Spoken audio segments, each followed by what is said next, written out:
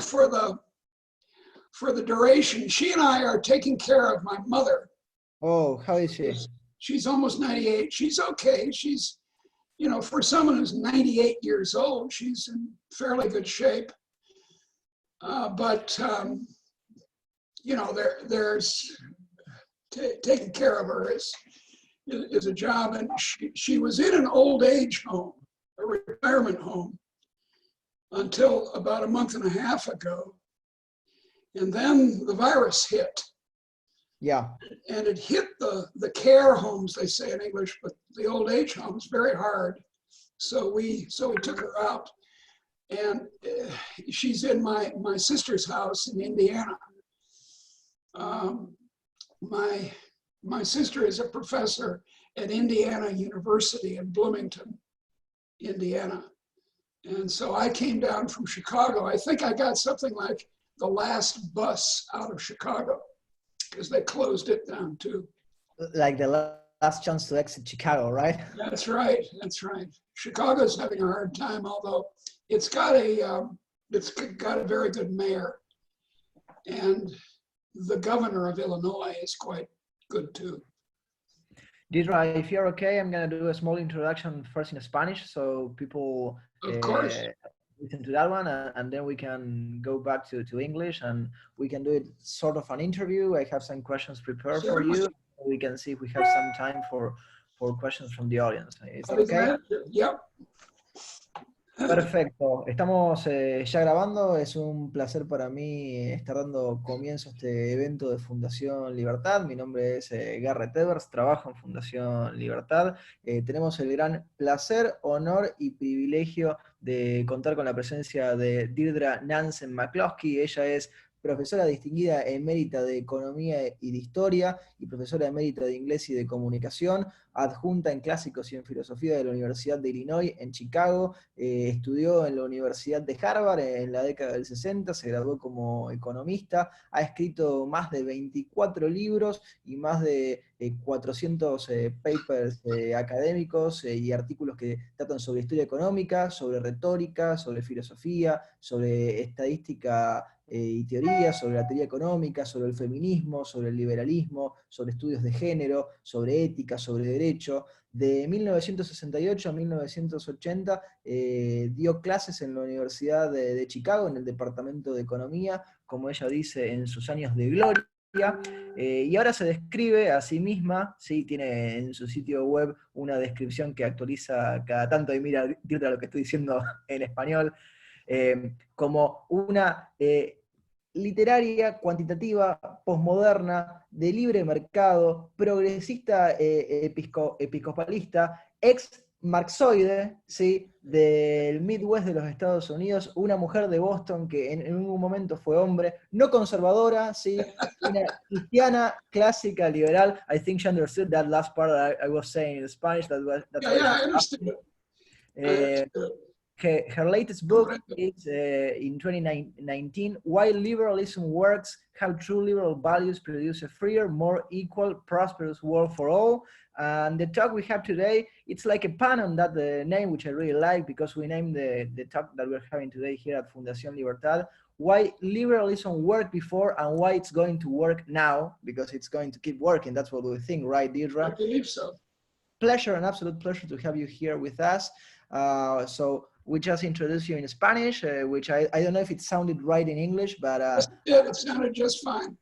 Perfect, that's awesome. So my first question, it's kind of obvious, but I think it ties really well to our last talk when you were here in Argentina in 2019, March 2019. If I had told you last year that 2020 was going to be like this, that there was going to be a world pandemic, and that we were going to have massive lockdowns, and that we were going to be conducted all these events online, would you have believed me, or would you have thought that I was just saying nonsense? No, I would have believed you, because we've had the beginnings of this kind of event before. And after all, we all had the famous 1819 epidemic of influenza, which killed from 50 to 100 million people. And then we had the SARS and epidemic, which they managed to control, and others. So, if you're a rational person, you know that there are millions of viruses, distinct viruses, well over 1 million. So sometimes they think 100 million, but there are a lot of them, and they can jump from one species to another and do. So any prudent government would have a plan. And in fact, the Obama administration gave a plan to the Trump administration in a meeting that they had in, I believe it was in December 1919. And the Obama administration people noticed that as the Trump people went out of the room, they threw away the plan. They could see them dropping it in the trash barrel. So, that's the story. So I wouldn't have been surprised, we were all surprised. But, it's going to happen again. So the Argentinian government needs to prepare for the next one. So you would not have been surprised if I had told you about this. You have your bourgeois trilogy. Yes, you have the bourgeois virtues, ethics for an age of commerce. You have bourgeois dignity, why economics can't explain the modern world, right. And then you have bourgeois equality, how ideas, not capital or institutions, enrich the world. I have had the chance to read them. I have had the chance to read as well a little bit of Acemoglu and North. And their idea of materialism. So I was wondering, in your trilogy, in your bourgeois trilogy, you talk about some values that have been present since the Industrial Revolution and how they have played an important role in the way that the world has shaped and in the way that the world has gotten richer and better through time. So in those times, if you had to compare them to the climate right now, would you say that some values have been lost since the Industrial Revolution and some values have been gained, or we're in the same stage? No, it's not so much the values of the entrepreneurs or the people in business themselves. That argument is Max Weber's argument in his wonderful book of 1905, that the psychology of the bourgeoisie, of the middle class, changed. And it became, they started to work harder and were more interested in saving and so forth. That's wrong. That didn't happen. What did happen is very important for the history of Argentina over the last century. And it is that the attitude of the rest of the society towards entrepreneurs, business people, innovators of all kinds, radically changed. The very word in English, innovation, became a good word in the 19th century, in the 1800s. Before that, it was bad. Oh, no, don't innovate. Ooh, dangerous. So that was the change. It was, so to speak, a sociological change or a political change, not an economic one. And I think we all agree that one of the big problems that Argentina has is that for the past 100 years, and especially since Juan Perón, the attitude of people towards business, towards innovation, has been populist. So, so far as the present situation is concerned, some populist governments, all populist governments have done badly. Take a look at Brazil. Almost all liberal countries, the smaller ones at least, Chile, New Zealand, Denmark, above all, South Korea have done well. So the competence of government, of course, varies tremendously. And some of the authoritarian countries like Vietnam have done well too, because authoritarians are very good at coercion.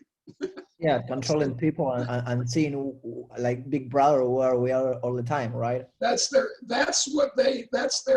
mode of operation. But of course, so here's my main point. You can be a liberal and still believe that the government should do something about an invasion, by Canada of the United States. I'm terrified that aliens will invade, or a forest fire, or a prairie fire, or something like this virus. But if they don't do it early, as they did not in most European countries or the United States, then it gets out of hand.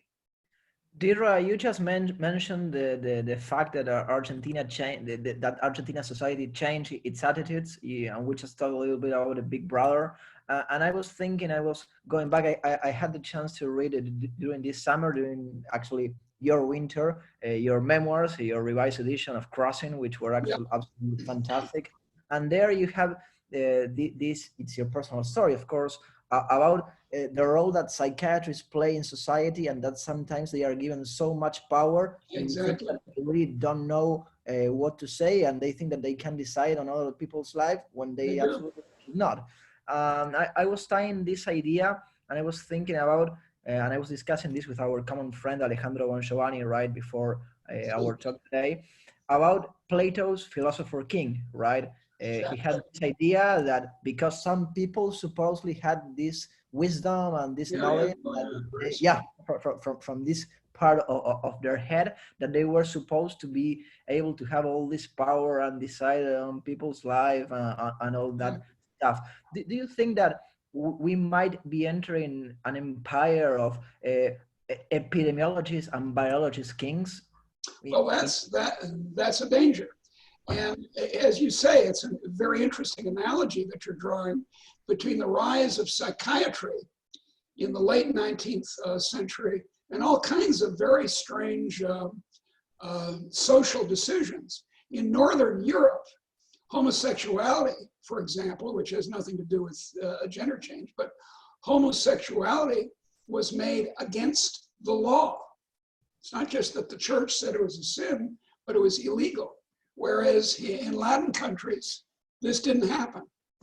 I'm not completely sure about all the Latin American countries, but I do know that Spain, Italy, and France did not have criminal laws against homosexuality, especially men. So that's right. There's a danger that the epidemiologists will become the kings. But, expert knowledge is worth paying attention to. Now, I'm an economist, so I know perfectly well that a lot of the experts are wrong. Although I must say, I taught more of the Chicago boys in Chile and Brazil than Milton Friedman did. I did personally. And the current minister of finance in Brazil is a student. Yeah, I get it. Yeah, that's right. He was a student of mine. And they're correct. Those people that I taught, when they say something, they're correct. But all the others are doing a great job. I mean, we just talked about Bolsonaro. Bolsonaro says crazy things all the time, but their economy, Brazil's economy, seems to be doing okay. That's right. That's right. That's right. Well, but he says that my former student is a sensible man. By the way, when I went to Brazil last fall, I was supposed to have dinner with him. But then I said something impolite in the newspaper about Bolsonaro, and he canceled the dinner. Well, that's okay. So Yeah. expertise, look, expert decisions are sometimes wrong. They often are. The experts got the United States into Vietnam, right? Without these expert generals and foreign policy experts, the United States would not have gone into Vietnam, which was such a disaster. The experts, the experts make mistake. So does public opinion. So does majority voting. So I think we liberals are making the right point that you have to have a competent government, but small. Because if big governments, enormous governments with a very high percentage of national income and regulation and blah, blah, blah, if they are guided either by experts or public opinion, they can make very bad mistakes. So, let's have a small government. Look, here's the other way of looking at it. Markets are artificial intelligence machines. Markets, it's not magic. You can explain it very easily. Markets are pretty good at making economic decisions. Again, not perfect, but pretty good. So it's probably a good idea to leave music, painting, science, it's publishing to the private market, and so to groceries, transportation, and the material goods. Deirdre, people keep joining. I wanted to mention that we have Fundación Libertad's president here, Gerardo Bongiovanni. He is connected, and we also have Álvaro Vargas Llosa in the audience. We have various members of How are you, Alvaro? I owe you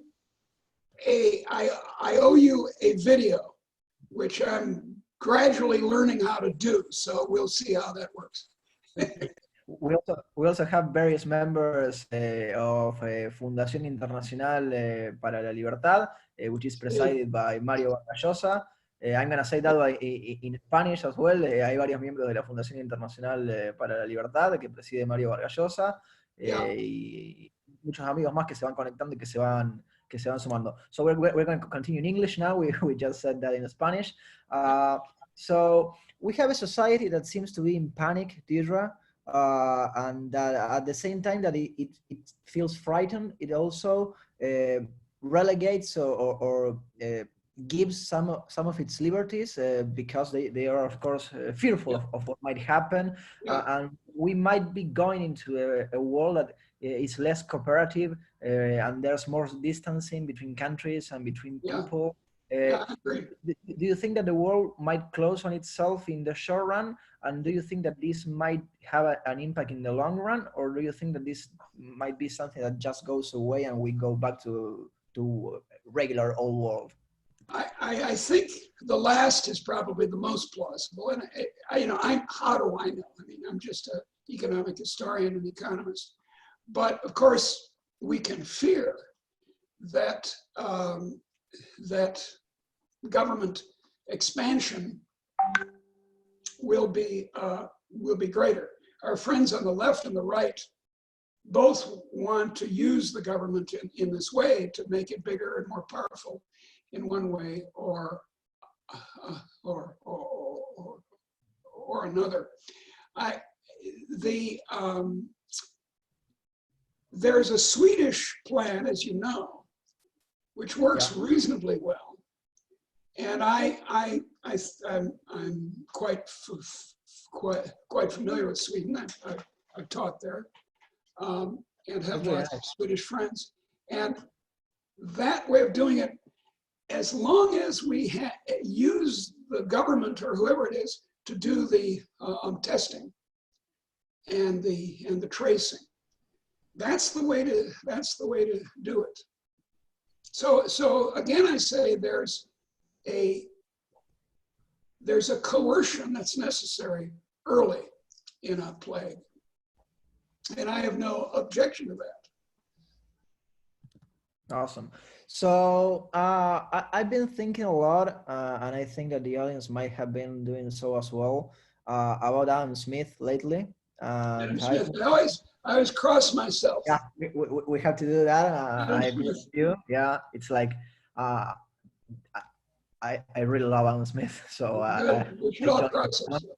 Yeah, I do. So I've been thinking about Adam Smith, man of the system, and Adam Smith, proven man, right? And uh, what do you think? What would Adam Smith, proven man, do in the world of today? That's one question. Well, And suppose I answer that so my answers are not so long. I think he would be, let's see, what would Adam Smith think? He would stand in the middle of the market for half an hour and think, which he often did. He'd be walking along with a friend, and then he'd suddenly stop. And his friend would say, Adam, Adam, hey, Adam. And he paid no attention. He was thinking. So he would have a thoughtful reaction. But in the Wealth of Nations, he does think there are certain things the government should do. And this is used by our friends on the left to make him one of their people. I think that's wrong. I think he had a very limited idea, which he expresses over and over again in the Wealth of Nations about what government should do. So I think he would probably approve of the Swedish approach, perhaps. He would certainly approve of the New Zealand approach, the South Korean approach, the Irish. A lot of countries, free countries, have done this well, and a number of them, like our own, and I worry about Argentina, have done them badly. And I think that would be his view. So he was not an anarchist. That's quite no, I totally agree with you. I was also wondering about his concept of the man of the system, because you just of the who's. I'm not hearing the word. the man of the system, Adam Smith's man of the system. Monetary? Are you saying monetary? Man of the system. Oh yeah, the man of system. I would prefer if he had said the woman of system, but Oh yeah, we can use personal opinion. I mean, we could use a woman of system because we used to have a president who was a woman, and she totally would have gone with that concept. Okay. I just finished a short book, which I hope will get translated into Spanish, about Mariana Mazzucato, an Italian, American, English economist, now an advisor to the Italian government, who's written from a kind of Marxist perspective these books that have been quite popular, urging the government to take over innovation and to take over the stock market, essentially. And Alberto Mingardi, a friend of ours, we all know. See, and he and I wrote this short book together. It's called, let's see, what's the title? The Illiberal, I can't remember the title, but it's a full-scale attack on statism. Okay. Through her works. And she's just a perfect example of the woman of system, who does believe in Smith's image that you can move around economic actors as though pieces on a chessboard. So, Deirdre, you just talked about what Argentina is doing, and we're talking about the woman of system, right? And we have our president who a few days ago used the analogy of a chess match where you can move the pieces, yes, from one place to another. Yeah, and some parts of the country are reopening in phases, like everywhere else. And they say, okay, so we are going to have hairdressers, and they can open from, I don't know, 3 to 5, and they can cut hair for 2 people. And then you have lawyers and accountants, and they can receive their clients and see them from 7 to 9 or whatever. It doesn't matter. It's like they really think, politicians think right now that they can reorganize society to their fittings, right? Yeah, I know. Well, it's this partial model that we all have. It's like the old story of the blind man and the elephant. You know, one blind man holds onto the trunk and he says the elephant is a big trunk. And another holds onto his tail and said an elephant is a big tail. And that's the problem that the epidemiologists have on the one hand. Then the economists, the not very good economists have on the other hand. And it's certainly the problem the politicians have, because they don't think of a free society as an artificial intelligence. I say machine, but it's not even a machine. It's an organic entity. And you know, it makes reasonably good decisions, and we should pretty much leave it alone. And yet they want to intervene. Our great journalist, Henry L. Mencken, from a century ago, H.L. Mencken said that the purpose, or not the functioning of democratic politics is to frighten people all the time and then offer the politicians as the man on the white horse, like Juan Perón, or the master, the chess master, who's smarter than you, and he or she is gonna figure it out.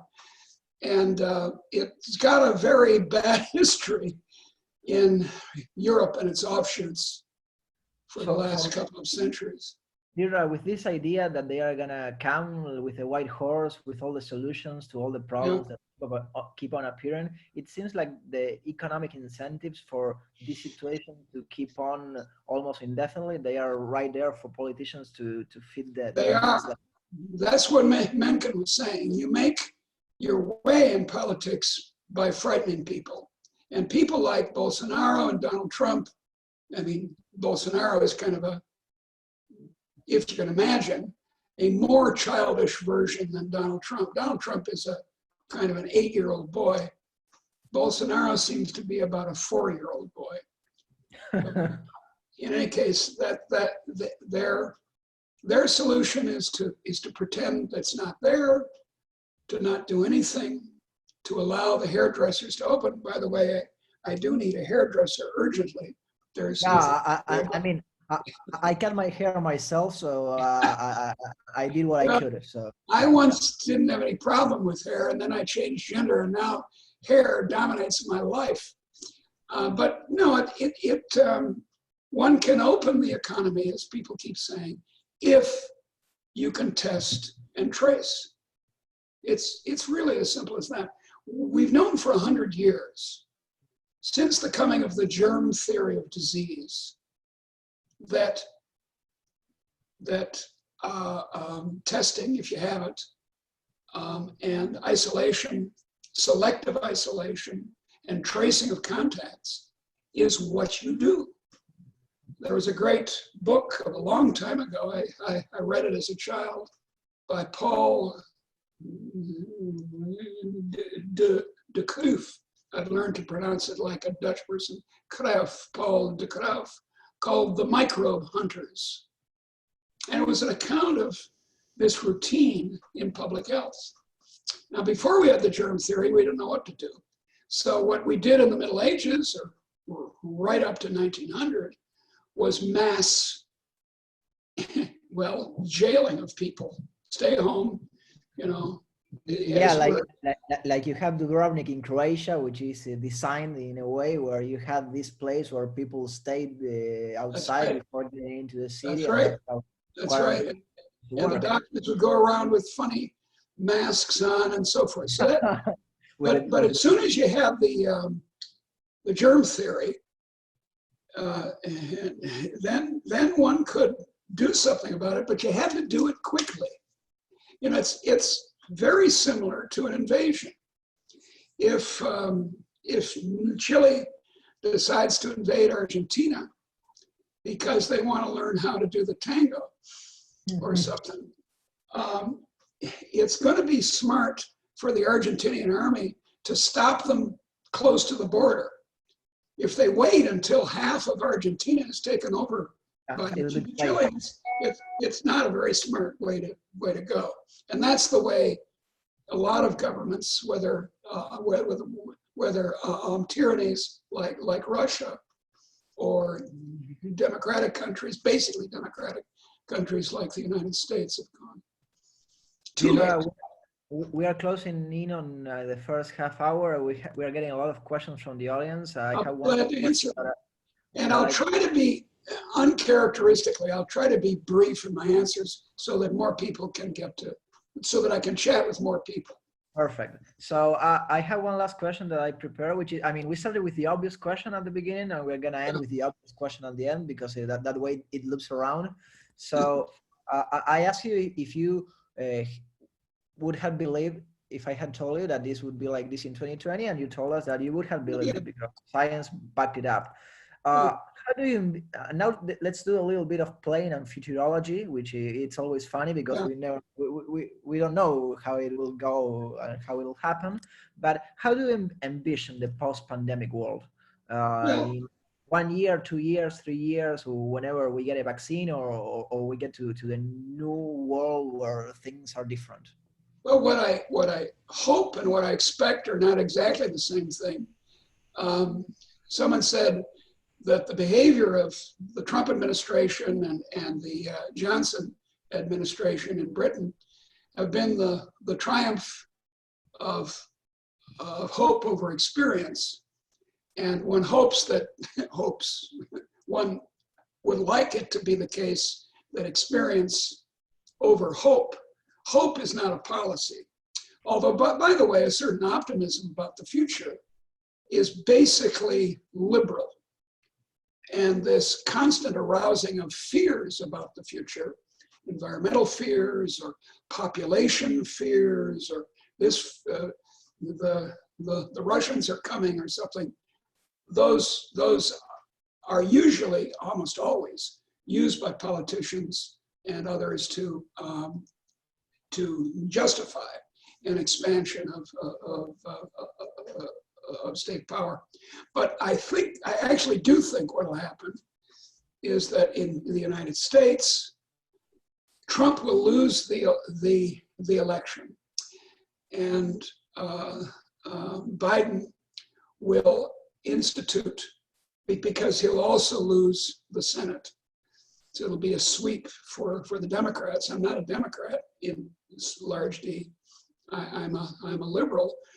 But the one good thing they'll do is to take that plan out of the trash basket and implement it. We need more expenditure, not necessarily all by the government, for sure, on virology, on the study of these viruses. And we need sensible, quick action in the case of Ebola. But by the way, we don't have a vaccine for Ebola. It's still there.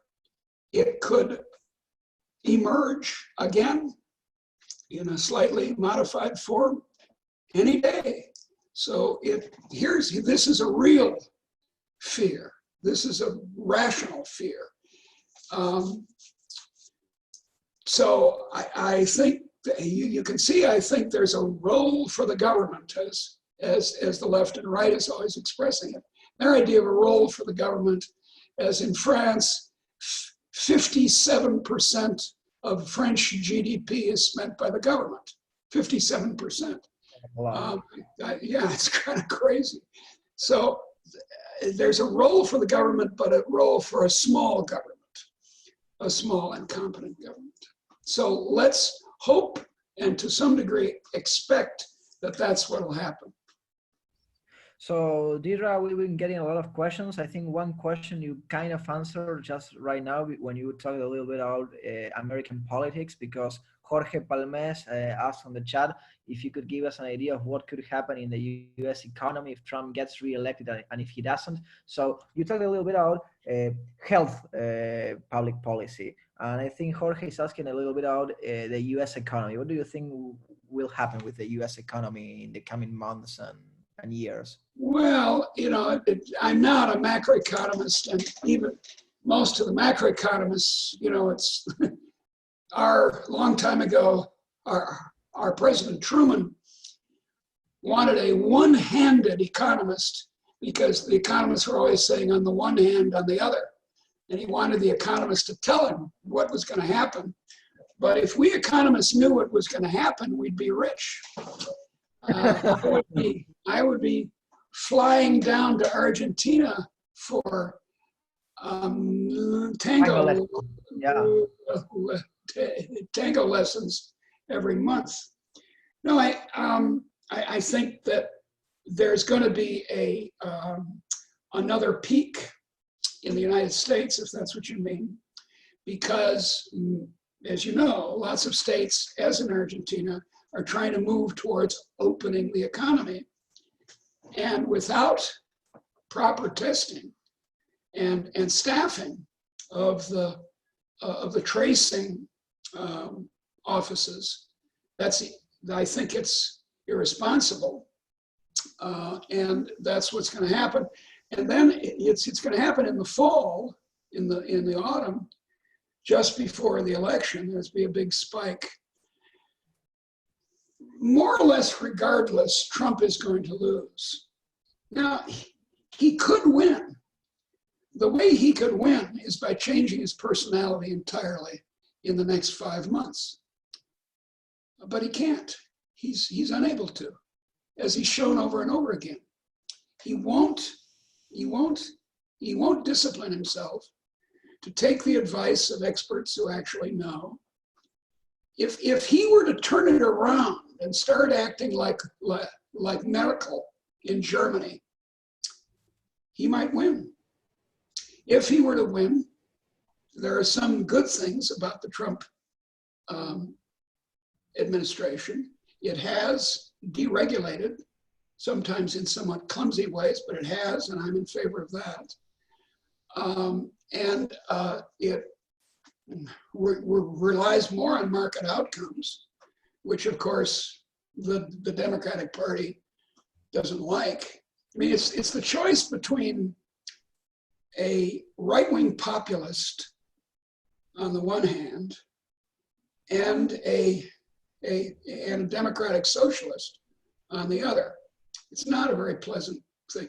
But if Trump loses one thing, rock on a hard place. But yeah, that's right. But I think if Trump loses, the Republican Party may become a liberal party. And that would be a very good development.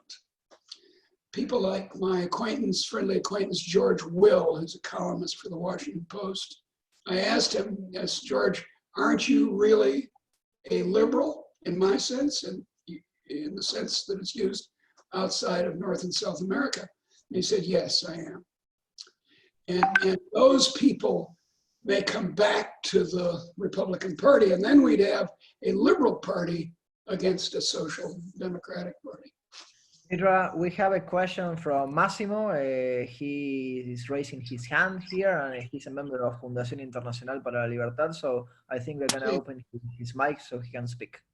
Certainly. Deirdre, thank you for coming and talking with us. Here I am in Argentina. We're mentioning Smith, and you were also mentioning coming back to before. I tend not to like much the situation we were before, because I believe the liberty already left many decades ago. So I think we should look for much more liberty. Anyway, my question was, Milton Friedman, Free to Choose, mentioned the two things that created America. The idea of Adam Smith and the idea of Thomas Jefferson. I mean, how they embodied those ideas.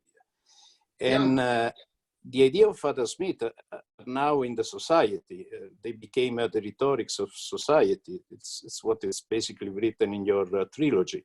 That's right. While I see that the idea of Thomas Jefferson are definitively not there. The more and more we advance, the more the world seems politics seems that every decision must be a collective action decision. It's not a single, the decision of the single to pursue his own interest. I know.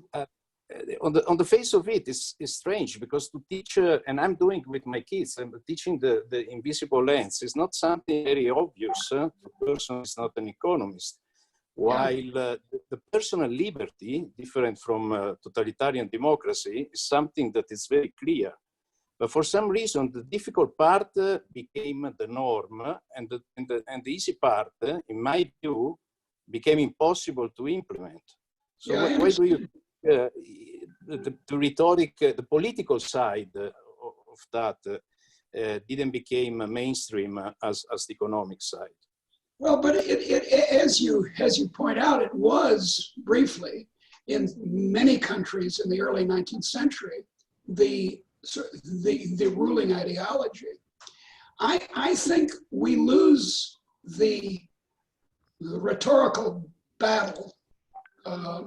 It's not really a battle, a discussion, partly because we tend as liberals to sound like social Darwinists, to sound like, and it's easy for the left and some of the right to paint us that way. And I think we should avoid that. We should, in every speech we give, we should say, look, I'm in favor of poor people. And the best welfare program for the poor of Argentina is a free market and voluntary trade. That's really the best policy, and the history shows it. And I've discovered, I think, in my books, why the great enrichment, as I call it, happened. It happened because people were free. Now, that man you mentioned, Thomas Jefferson, was conflicted, because though he said all men and women, dear, are created equal, he also owned slaves right to the end of his life and beyond. He did not free them when he died in 1824. So this ideology had a hard coming. But look, we have to emphasize that we're in favor of poor people, because we are. And I have two more suggestions about vocabulary. That we abandon the word capitalism, which I've described as a scientific mistake embodied in a single word, because it suggests that capital is the way forward. No, it's not. Invention is. Being free to innovate. So I suggest, instead of calling it capitalism, we start calling it innovism. And then, as far as our ideology of liberalism is concerned, we should say liberalism leads to innovism, which leads to enrichment of poor people. And we should also call it, to speak of your own kids, we should call it adultism. Because that's the basic core of Adam Smith's thought, John Stuart Mill, Milton Friedman, and others. That is, we treat other people as though they were adults. And both on the right and the left, the impulse is to treat people as though they were children. So those are my rhetorical suggestions. Deirdre, we have a couple more questions before we finish this event. There's also, we have the presence of the writer and the Chilean ambassador in Spain, Roberto Ampuero, who's also in the audience with us today. And we have this question, which I think it's quite interesting. In your books, you talk about the intellectual error of romanticizing the country life in front of the apparent vice that you have in cities, right? And we have this disease that has been affecting mostly cities, very populated cities. Yeah, do you think that this will deepen this error, and that we will have more intellectuals thinking that this dichotomy is the right dichotomy? Well, you know, it's always been true that centers of population at least because they're big, they get a lot of press. And so when they have these plagues, it's since the plague of Athens in the late 5th century, this keeps happening. But yeah, there is this bucolic bias, which in most countries, I'm not sure about Argentina, but it's certainly true of the United States and many other countries, is the countryside is favored in voting. In the United States, North Dakota, which has a population at most of 400,000 or something like that, has the same number of senators as California, which has over 10% of the population of the United States. So there's this voting bias. It's true in Hungary, for example, and was part of the basis for Orbán's success.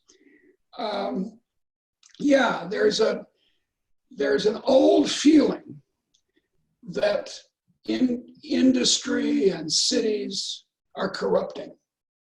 In a way, I think it's the basis of both Marx and Carlyle. Carlyle being the conservative figure in England, and Marx being the left-wing figure. And not so much Marx. Marx and Engels spoke famously about the idiocy of rural life, and were in fact in praise of the urban bourgeoisie. But their followers, especially their kind of, I call them Marxoid, the way I was once when I was young, they believe vaguely in Marxism, and they're the ones who are opposed to the urban. I said I wouldn't give long answers, but I can't seem to help it. I think you actually did quite a good job on that front. I mean, I wouldn't say that they were wrong. I have one more question before we close the meeting today. So there are some people that are wondering what's your stance on Taleb's opinion on the pandemic. He's been writing a lot on Twitter about Nassim Nicholas Taleb. Oh, yeah, I don't know what he's thinking about. He's an acquaintance of mine. Does he? I don't know what his opinions are. Oh, well, he said that even though he's written a lot of black swans, he says that this is not a black swan, that this was something that could be expected to happen. That's what I said at the very beginning here. I said that it's going to happen every 5 years. And he's also said that he's in favor of measures, quarantines, lockdowns, and that's why he's been a little bit criticized by some people, but I guess that you'd agree with most of what he's been saying. I agree, conditional on the time. Well, look, once you've made the mistake of not treating it like a foreign invasion or a forest fire, and you've allowed the foreign invasion or the forest fire to get very big, then you have to do radical governmental interventions.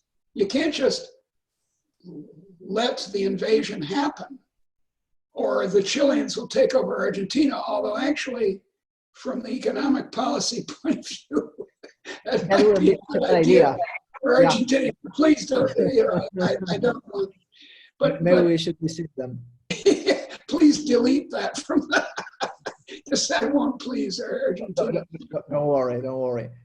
Deirdre, we really want to thank you for the time that you have given us. We hope that when world comes back to the way it used to be, or when people are able to travel again, that you're able to visit us in Argentina again to eat some asado and to dance some tango and to be with us. So it's been a real pleasure. As they say in Italian, which I know you like, professoressa. Sì, professoressa. Bravo. So I guess that people might be clapping on their side of their computers. We are not listening to them. I'm sure that they all. Garrett, tenemos una última pregunta de Álvaro. Okay, We have one last question from Álvaro Vargallosa, so we'll listen to him. Ciao, ciao. Bye-bye. Wait, Deirdre, don't leave. We have one last question. Sure. Can we unmute Álvaro? You can go as long as you want. Yeah. Hello? Hear me? It's not working out. Olivero, are you talking? Yeah, can you hear me? I can hear you. Oh, thank you. Thanks so much for your thoughts. And I'm sorry to butt in like this. Very quick question. You mentioned that if the Republican Party is defeated in the November elections, this might cause a significant shift within the Republican Party towards something resembling, at least vaguely, a liberalism. Who do you see as a standard bearer of that kind of shift? Can you think of any person or? Well, there's Rand Paul. I've suggested in print that Rand Paul change his first name to Adam, Adam Paul, in honor of Adam Smith instead of Ayn Rand, who I don't think much of. But I think there are lots of old-fashioned Republicans, and there are many, many of them. They're on the TV all the time saying, oh, I hate it. I want to go back to the older Republican Party, and that's the party of Reagan and of Goldwater. And on both counts, not entirely in their outcomes, but they were much more liberal than the Trump people. Mm-hmm. So I have hope on this account and maybe something of an expectation. I don't see that there's a long-term success possible for a Trumpian Republican Party. Mm-hmm. And now look, at any moment, we know this. Argentina, the United States, France, and Germany, wherever you talk about, something like a quarter of the population would like to be treated as children, don't want to be adult, want the man on the white horse, are essentially in their most deepest desires. If you like nationalism and you like socialism, maybe you'll like national socialism. And that's what this quarter of the population wants. So let's pray. I'm an Anglican, so I'm gonna pray. Deirdre, thank you very much. We're gonna open up the mic so we can hear the clapping.